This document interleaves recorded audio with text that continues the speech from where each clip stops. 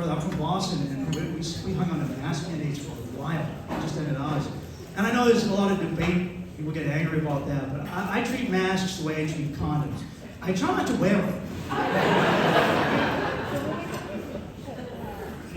You know, I'll put one on if someone asks me to. I'll complain about it. But I'll put it on because I'm a gentleman. You gotta complain. You'll be like, oh, what is this? Communist vagina? Thought we were free here.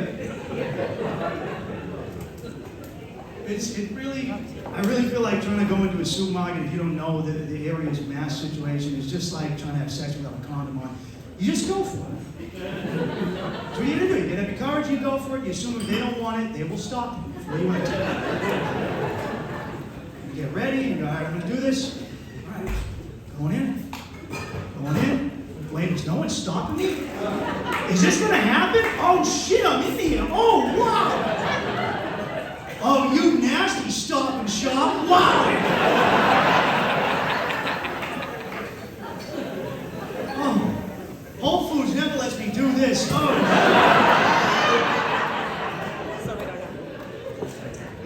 baby. Oh, man, I better calm down because I've been shopping a while without protection. Sometimes I shop without protection and shop a little too fast.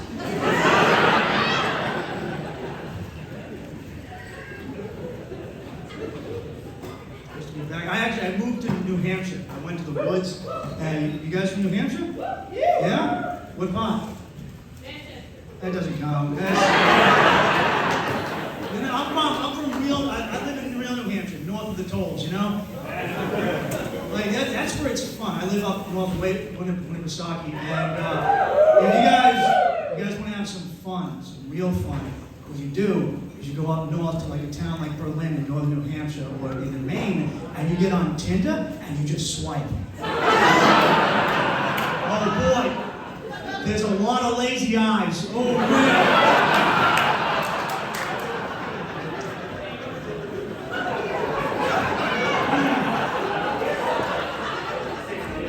That's how you know you went country. It's when the eyes start drifting and when the women are holding dead fish. You're like, oh man. When the women have more camera on than you do, you're like, I'm out of the man. And it's a very different environment than I was living in before, because before I was living in New York City. And in New York, dating in New York, I met styles of people I didn't know existed, ethnicities I didn't know existed, genders I didn't know existed, right? And I realized who the best group of people to hook up with were. It's genderqueer, non-binary people like Demi Lovato, all right? Because they usually don't like the pronouns he or she. They prefer the pronouns they and them. So now when you talk about the sex you've had, it sounds so much more braggadocious.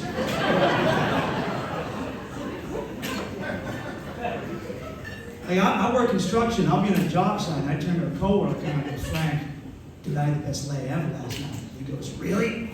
She was that good? And I go, no, Frank, they were that good.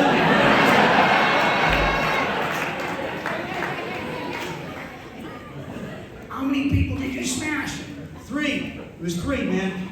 All right, look, I'll be honest, A&M took me a little time to figure out, but I found incentive. Fucking and fighting. Because if I get my ass kicked, I hope it's by someone genderqueer, non-binary. That way my boys see me with a black eye and they go, what happened to you? I go, oh man, they came out of nowhere. Dude, getting jumped is rough. I'm going to go back in. Like, nah, I got to find something that they learned their lesson. I'm trying to be better. I'm trying to be a better version of myself. I want to evolve as a human being. Like, I'm sober now, but I'm lying, but not entirely. So I should stop lying and be better that way too. But I don't drink anymore. I still get high. All right, I can't responsibly drink. I can responsibly snort cocaine.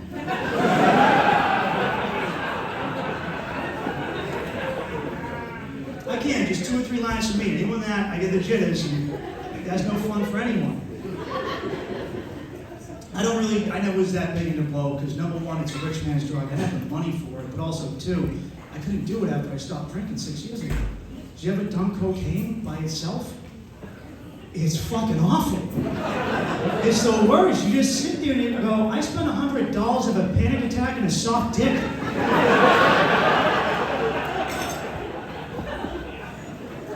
Yeah, I heard some gas over here. Someone else knows. It's tough, man. I was like, oh, dude. And like, I went to Colombia 3 times this year, right? I'm in Latin America, I've traveled Latin America a bunch, and I'm in Colombia, so I'm gonna do something. You kind of have to, right? Going to Colombia and not doing coke, it's like going to Mexico and not eating a taco, or going to Thailand and not fucking a ladyboy. It's part of the experience, okay? And it's good, it's pretty good, it's good. $6 a gram, 100% pure, not bad, right? And while I'm there, one of the things important about traveling through Latin America is that you learn to bribe the police, okay? It's very important. You don't flush your toilet paper, and you don't bribe the police, right? You're gonna bribe them, and I had a cop stop me looking for a bribe, and they searched me. And he went through my wallet and found an old Adderall that was kind of crunched up. He pulled it out, and he goes, "Cocaína!" And I go, "No cocaína." And he goes, "Cocaína!" And I go, "No cocaína!" And he goes, "Cocaína." "Ah, no cocaína!" And he gave it back to me. And I was like, "You fucking nut, that could have been fentanyl." I said, "That's the weirdest test method I've ever seen." In the US, we have test kits, but in Colombia, the cops just like, "Cocaína?" Uno más. Es cocaína. Bueno. I'll be honest, I do miss about drinking is I really miss blacking out. I miss blacking out so much. It was one of my favorite things to do, and I miss it because it used to be easy for me to forget my problems when I would drink. But I tried using other things to forget my problems, like weed. I'll take weed edibles, I'll overdose on weed edibles, and then I'll remember problems I forgot I had. It's just 3 a.m. on a Wednesday, I'm staring at my bedroom ceiling going, I pay my taxes? Is that something I did? Blacking out's fun when you're young and you don't have responsibility, right? Because I used to wake up, I would play this game called Shift Day Sherlock, where I would try and figure out the things I did the night before. And it's very easy now because you have Snapchat and Instagram stories, but back in the way back when, in the before social media times, you had to find physical clues. You had to wake up and go, why is there a hospital band on my wrist? And who is Johnny Tits? You had to wake up and go through your pockets and pull out a Waffle House receipt. My friend's like, Mike, there's no Waffle House, there's North Mason-Dixon line. Like, how long was I drunk for? Trying to have healthy relationships. I want to have some healthy relationships. I've had some toxic, codependent relationships. Thank you. Those are, looking back, they're no fun, but when you're in them, they're kind of fun, aren't they? Like not the mental stress, but the sex. It is. It'll keep you there. Because I don't want to date crazy women anymore, but I still want good sex. Man, it's a real trade-off, isn't it? Come on, isn't it?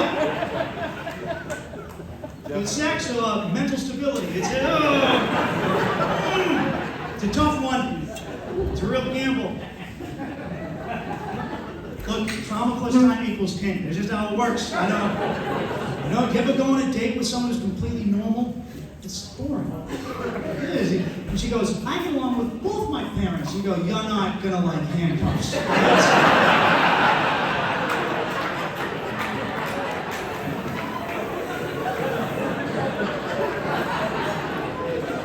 You can love your dad or me, but not both. Let's be serious.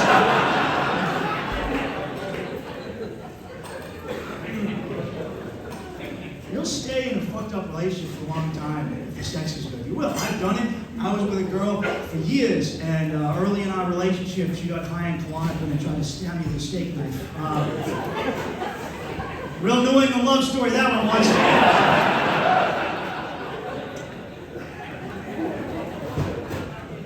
And all my friends said, dude, why have you left? Why have you moved out? And I go, dude, I get blowjobs every day. And they go, every day? I go, every day. And the good ones, too. You know, the good ones? I go, yeah, you know when you've been dating for 6 months blowjobs, which still puts in the effort? Knock those together for 6 more year blowjobs, right? But trying to get head is like trying to give your dog medicine. It's just...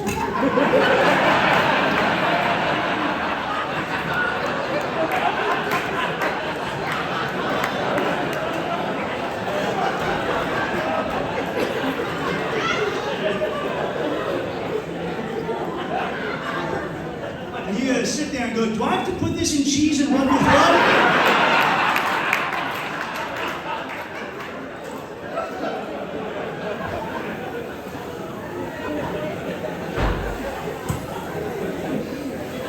Is that what we have to do here? Is that what we're going, right? And I know what the deal is. Women, like, a lot of you do things a certain way. You get your man and you domesticate him, right? Right? You make him homely, you fatten him up, you give him muffins and cookies. Alright? And you don't have to try as hard. Like, a lot of women will treat sex in marriage like actually a job. I pretend to care at first. When I start a new job, I'll work through my lunch break, I'll stay late. But after I've been there for 4 years, I'm late every fucking day. Because I know you're not going to fire me just yet. You need somebody new. Right? Ladies, you get your man, he's a young, strapping lad, he's buff. What do? You domesticate him. He used to go out on the Saturdays with the boys, hitting on women. Not anymore. You give him cookies, give him cake, you bake for him, he gets pudgy. And now on Saturday, he doesn't go out, he sits at home with you watching the Great British Baking Show.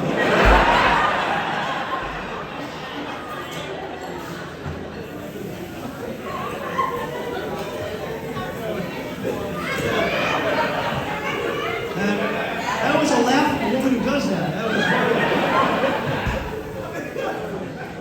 Because then you're not to do it. Because then 15 years will go by and he'll come home one day pudgy and sweaty from work and go, I want a blowjob, Susan. And you go, nah, I'm good.